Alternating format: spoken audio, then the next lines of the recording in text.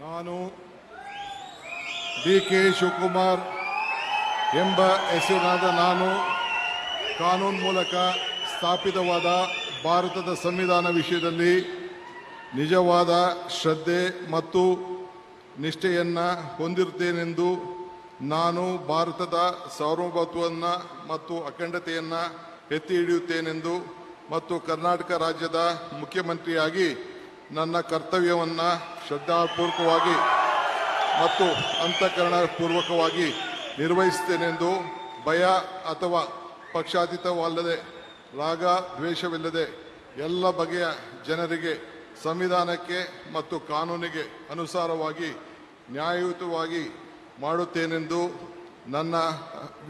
ನನ್ನ ಅಜ್ಜ ಗಂಗಾಧರಜ್ಜನ ಹೆಸರಿನಲ್ಲಿ ಪ್ರಮಾಣ ಮಾಡುತ್ತೇನೆ. ಶ್ರದ್ಧಾಪೂರ್ವಕವಾಗಿ ಪ್ರತಿಜ್ಞೆಯನ್ನು ಮಾಡುತ್ತೇನೆ. ಮಾನ್ಯ ಮುಖ್ಯಮಂತ್ರಿಗಳು ಈಗ ಪ್ರಮಾಣ ವಚನಕ್ಕೆ ಸಹಿ ಮಾಡಲಿದ್ದಾರೆ.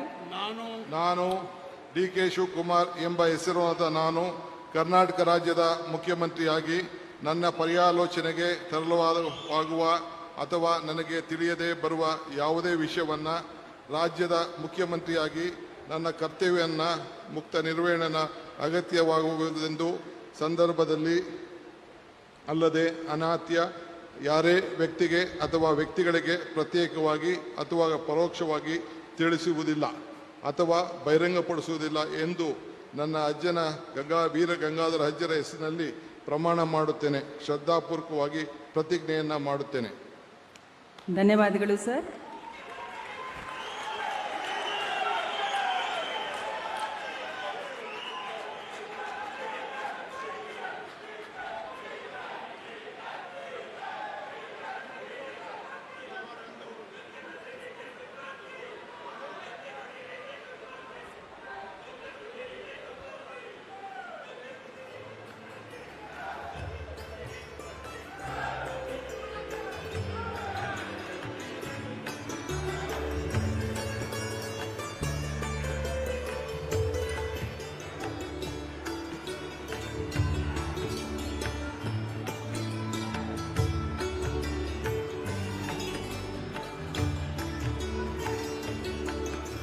ಮಾನ್ಯ ಮುಖ್ಯಮಂತ್ರಿಗಳಿಗೆ ಹೂಗುಚ್ಛೆಯನ್ನು ನೀಡುವ ಮುಖಾಂತರ ಮಾನ್ಯ ರಾಜ್ಯಪಾಲರು ಅಭಿನಂದಿಸಲಿದ್ದಾರೆ.